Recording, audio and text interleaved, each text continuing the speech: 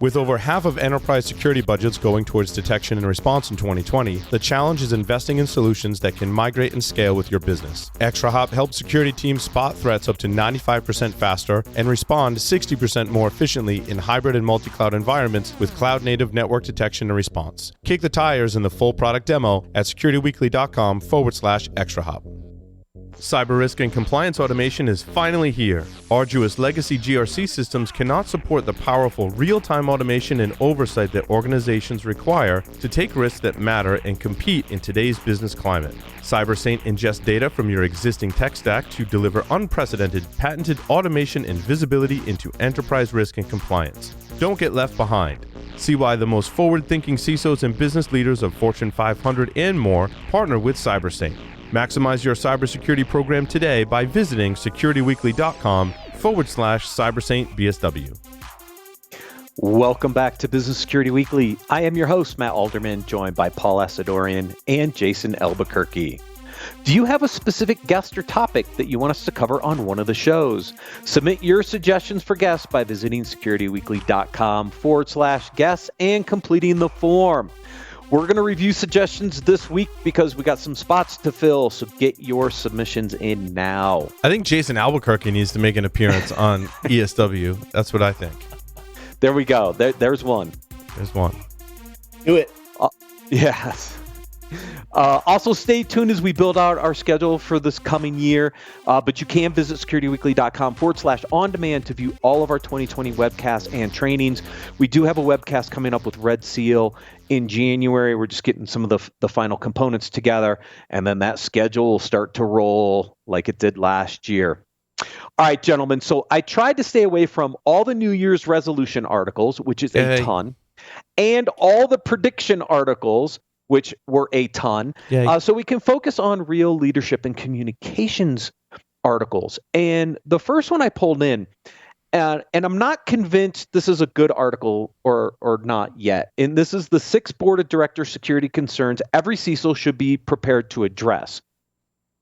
I'm not sure this is a brand new list. A lot of the things on here, Jason, look pretty familiar to things we've been talking about for a really, really long time. Yeah, I would say they added the words COVID to some of the paragraphs. Yeah. I mean, at the end of the day, we're at a point, at least in my organization and other leaders that I've spoken to, the board and the executive team, the CEO, owners, whatever the case may be, they want to know about resilience and risk. Those are the two main conversations we're having these days. Is our organization resilient enough to withstand an attack? Will our operations continue on? So BCDR is a big piece of it, right? And then having proactive risk conversations. That's, they want to be part of the decision making. So having those proactive risk conversations is huge. And I consider, compliance type controls part of that risk conversation. So I know that was one of the items in the article, but from a programmatic perspective, they're not getting deep into the nuts and bolts of the program, of your security program or your risk program, but they want to be part of the decision-making process. Yeah, and it's interesting. We've seen this continuous compliance conversation. Look, I was doing GRC, back in 2003, 2004, we were talking about how to make it continuous, right? But compliance is part of a broader risk program. It can't just be about compliance. To your point, Jason, we have to think about compliance in an overall risk umbrella because I have to manage risk. Compliance happens to be one risk, but there's a lot of other risk organizations need to be prepared for. But it's also compliance with your own internal standards and policies that I often find is more difficult to maintain and achieve than, well, PCI says we have to do this, so we're going to do it, right? And then if we don't, an auditor's going to point at it and go, you're missing that control. You're bad person, you. But when it's internal, things like MFA, or we talked about Wi-Fi, I've configured some really secure Wi-Fi networks. The problem with controls is controls introduce friction, and when there's friction, we remove the control so that there's less friction, such as like a VPN split tunnel. Well, we put a control so that can't happen, but then someone needs something and we have to open it back up again. And I think that's what gets a lot of organizations in trouble is not implementing and agreeing upon those controls, but keeping them moving forward, even if there's friction. Yeah, no, I 100% agree. Right. And sometimes having that ace in your pocket to have some type of best practice framework or compliance control to pull out and say, here's why we're introducing a little bit of friction is beneficial. So, we have the benefit of having 6,000 customers, which means we have to adhere to 18 different authority documents when it comes to compliance, right? So it's not easy, right? And at the end of the day, there have been times where I can say our customers demand energy-based customers would frown upon this if we go down this path or do not go down this path. And having that ability to lean on compliance is huge, but embed it in the overall security strategy for the benefit of the organization, right? But we talked about it in the last segment about having some stories to tell. Those are partially some of the stories we can tell, right? I mean, if we have a big customer who's a nuclear power company and NERC CIP mandates that third parties have to do these type of things, that's a story that I want to be able to tell. Yeah, because it's the exception that's going to get us in trouble. Yeah. Yep. We create an exception, right? Some executive doesn't need multi-factor authentication turned on, and guess whose account gets compromised? That's right. 100%. Right. Yeah. So these look very similar to me. So I was like, I don't think this. Yep. I mean, look, these are things that boards have a much better, they want more insight on. I think it's good to raise these up and be able to talk about these. I don't think they've really changed a lot over the years per se, but I think there is finally more involvement from the board to understand things like risk and resiliency and accountability, which we've all been trying to fight for years. So it's good we're getting elevated to that level.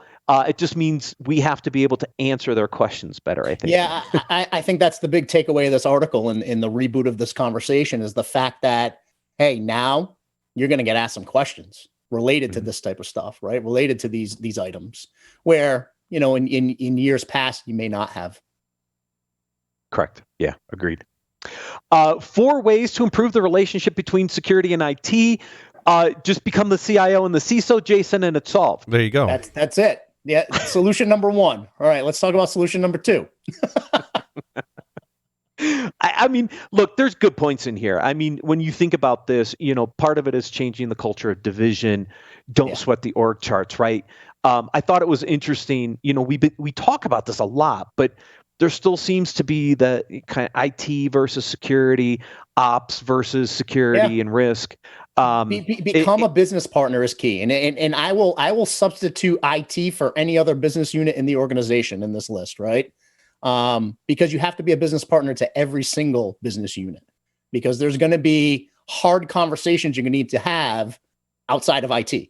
So build better relationships, build strong relationships, become a trusted advisor, right? Don't always be that department of no, like we talked about in the previous segment, and really be that go-to person when it comes to security. Become that go-to department. Yeah.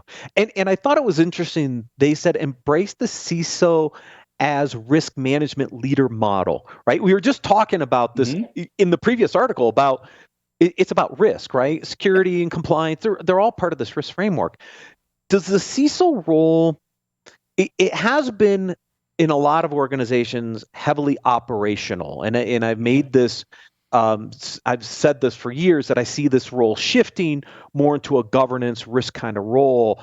Are we still trending that way, Jason, with all the things that have been going on? Yes. And I would say absolutely yes. And one thing I'll say is become the risk management leader, or you'll report to the risk manager leader. There you go. Honestly, I mean, that is what the executive suite and the board of directors want to talk about. That's one of the top, like I mentioned before, in the beginning, is those are the 2 top conversations I'm hearing: resilience and risk. Yeah. So either you're taking on the role of the risk officer in some form or fashion, or you're going to report to the risk officer. That's it. You'll eventually have a leader at the C-suite sitting at the table with that seat who has risk experience, who's talking about business risk. Yeah. Yeah, I think there's another article in here that highlights that risk skill set. I think it's the last article on the 10 top skills. So there's going to be a common theme through this segment today. Next article, CISO Playbook, 3 steps to breaking in a new boss. You get a new CEO. Here's the 3 steps they recommend. Establish your base, strengthen your position, and then set a new course based on the new C-level's direction. If it were only that easy.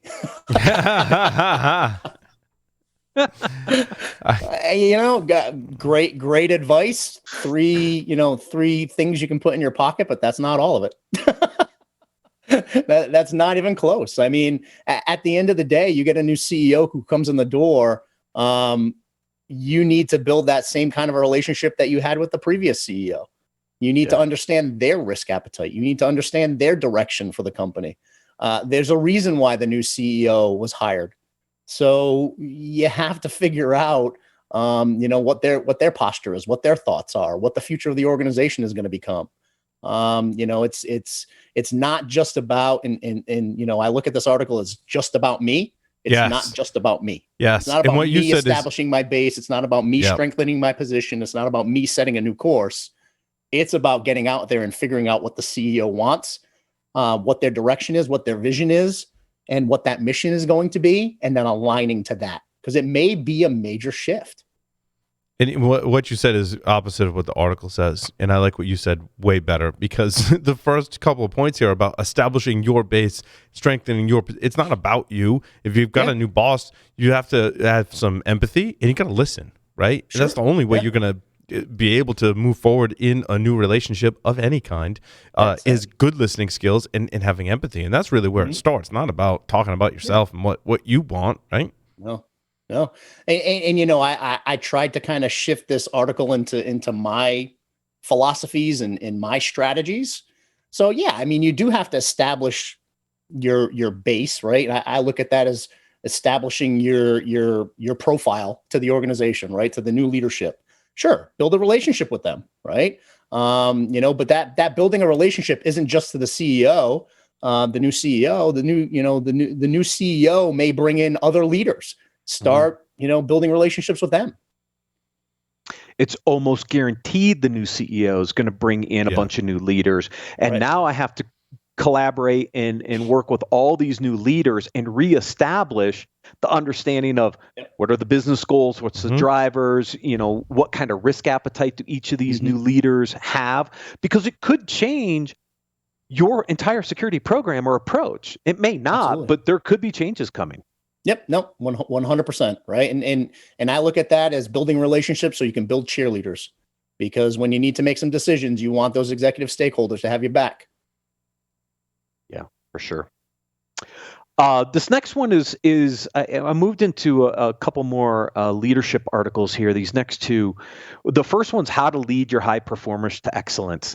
I thought this was a really, it's a long article, but a really interesting article on how to really move those high performers to kind of to that next level, right? And as we think about our industry, we see lots of high performers in different areas. How do you continue to nurture them into more leadership and in other positions? I thought this was a really good article as a starting point. This article is a gem, right? And I love this article because in many instances, your high performers, sometimes leaders will put them in autopilot, right? And not feel like they need the care and feeding that they should have, because they are high performers, right? Because they are out there killing it within your team. But at the end of the day, that's the care and feeding you want to put effort in the most, because you want them to stay around. You want them to teach other staff members and be a mentor to other staff members. So, putting someone on a performance improvement plan is easy. That's the easy button. And you go through that HR type process to do what you need to do, but making sure you're taking care of your high performers and keeping them there and keeping them engaged, making sure you're keeping their futures, in mind as you're making decisions. I think it's huge. This is a gem of an article. So I truly recommend it. It is long, but at the end of the day, many times we forget about those high performers because they do such great work. that you think you can put them in autopilot. Yeah, and look, with where we've seen our resources and gaps in our industry, we don't want to lose high performers. We want to make them continue to excel, right? Yep. And so we can't just set them in the corner, forget about them because we know they're going to crank out great work. We have to figure out how to keep them engaged and bring them into the fold and accelerate. What's their goal? What's their vision? What do they want to do next, right? Because if we don't do that, they're going to go somewhere else. They're going to get bored. They're going to get bored and they're going to go somewhere else, right? High performers are high performers for a reason. They want to be challenged. They want to be innovative. They want to be pushing that bleeding edge. So, at the end of the day, those are the folks you want to give the new innovative projects to. You want to feed that energy. You want to feed that intellectual curiosity and allow it to grow, right? One of the things I love about the article too is number 7, which is establish healthy work boundaries. It's not a free ticket, right? Because sometimes when you're a high performer, the ego can kick in. It's not a free ticket to do bad. So make sure, you're keeping an eye on that as well. But, it's a scenario where that caring and feeding and making sure you're working with them to grow is key. And here's the other thing too. Don't make them a resource that you're 100% dependent on. I always tell my direct managers, I'm going to teach you as much as I know so you can put me out of a job so I can move on to my next greatest thing. I want you to, and I want my leaders to do the same thing with the folks who report to them. Teach them, show them the way, right? And make them the best that they can possibly be so they can fill your shoes one day. Because, at the end of the day, I could move on to another organization and my next person could step in my shoes. And then it's that kind of that ripple effect. So, teach the folks, mentor the folks, have them have that aspiration.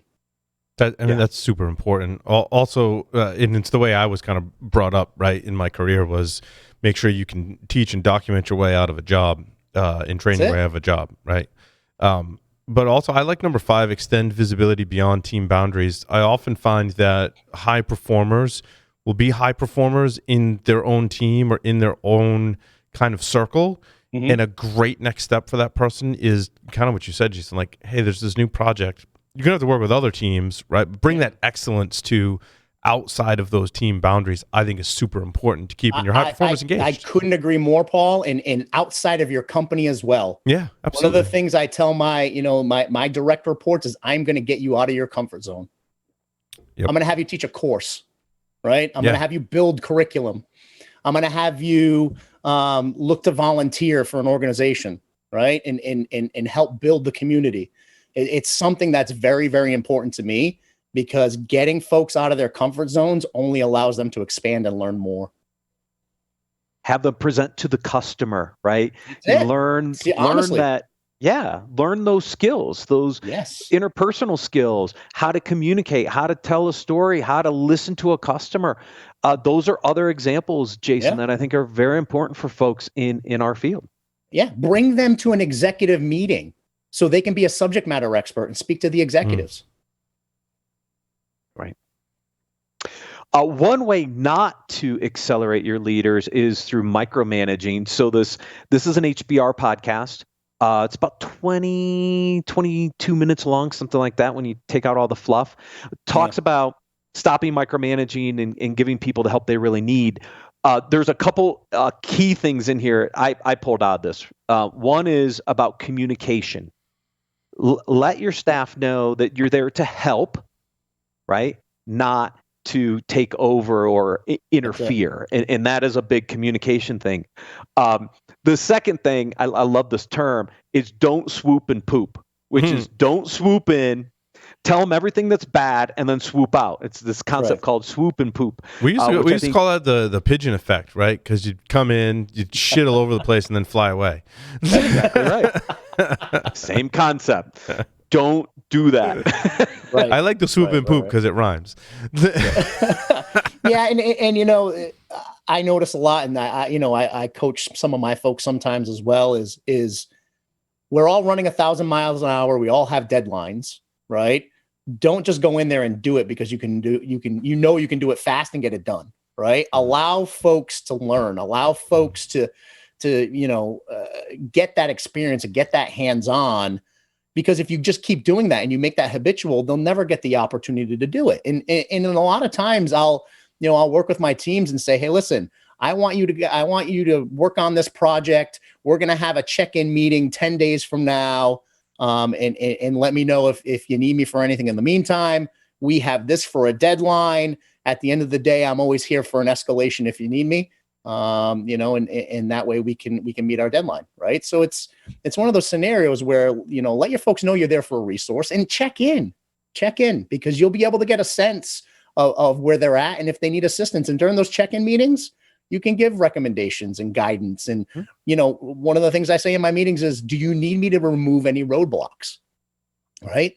That's part of my job. Part of my job is to remove roadblocks and get business units talking to us. So there are many instances, where I've had to go in and talk to another business unit leader and say, hey, listen, can you get so-and-so to pick up the phone? Because we're trying to get this done. I need your help. Yeah. Yeah. There's just some great tips in here about being clear on communication, that you're there to help. If they need the help, reach out, right? Because if you go in and you do it for them, it does not zero value. Exactly right. This last article, top 10 in-demand cybersecurity skills for 2021. It's not as much sometimes when you hear this term security skills, you're thinking like job titles. No, this is a breakdown of some of the capabilities as a leader that you need in what people are looking for now. And I told you we were going to come back to this concept of risk, right? And the number one in-demand skill is risk identification and management. Yep. 100% agreed. That's we said it earlier, either build it or you're going to report to it, right? So you just take the bull by the horns, take the reins, and just do it. Start having that business risk conversation, own it, because it's here. Yeah. A couple other interesting ones in here, technical fundamentals. Okay. I get it. You want the technical prowess. I get it. I thought data management and analysis was interesting, right? We were talking the last episode before we left, was talking about maybe we'll see some movement around data privacy, data security a little more. And this interesting data management analysis skill set shows up as number 3 on the list. Yeah, I took a note and I put privacy ? Right? Because for me, I figured that would be more than the analytical side is the privacy piece of it. And the other thing that was missing, honestly, Matt, and you always say it, identity, access management, right? I think those are some killer skills we need. Yeah, because we've got DevSecOps in here, we've got cloud, we've got automation, we've threat hunting, all the stuff we already know, but identity plays such an important part of the triad. But you're right, it's not here. It's not there. It's missing. Yeah. But then you had interpersonal skills we were talking about in the couple of the previous articles, agility, the ability to be agile, especially with change. I mean, we're going to see a lot of change. Absolutely. But you're business right. Business acumen, learn the business, know the business. Yeah. I think this could be the top 10 skills in really any year for cybersecurity. Yeah. I don't see it having changed much over the years. No, I mean, cloud's probably a little higher on the list than it has been in the past if you were to rank these previous years, just because of what's been going on. How pervasive it is. It's become much more pervasive in organizations because it had to. We didn't have a choice. Right. Business acumen to me is a little low on the list. If you're ranking these, I'd want business acumen a little higher, I think, in some of this, because there is so much demand and understanding with the business that if you don't understand it, how can you succeed? So it's a little low on the list to me. We can debate the positions, but. And Matt, I mean, I think the order of the list is dependent on your role as well, right? Because, if you're a CISO, I'm going to hire good threat hunters. The threat hunting one is kind of really specific. You know what I mean? And it's too specific. Right. So it's one of those scenarios where it all depends on what role in cybersecurity you're talking about, the order of the priority of these, right? Because I would expect a CISO to have risk identification, business acumen, interpersonal skills, those type of items. And then the more technical folks to hit more of these technical as their tops. For sure.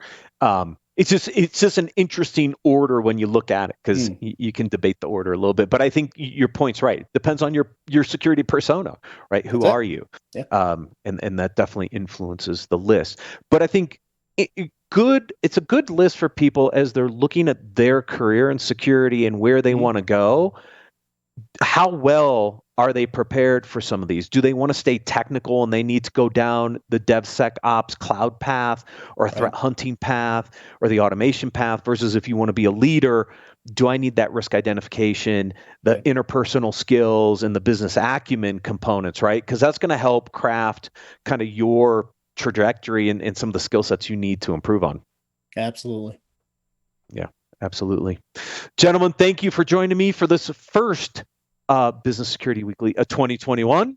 Thank you everyone for listening and joining, and we'll see you next week on Business Security Weekly.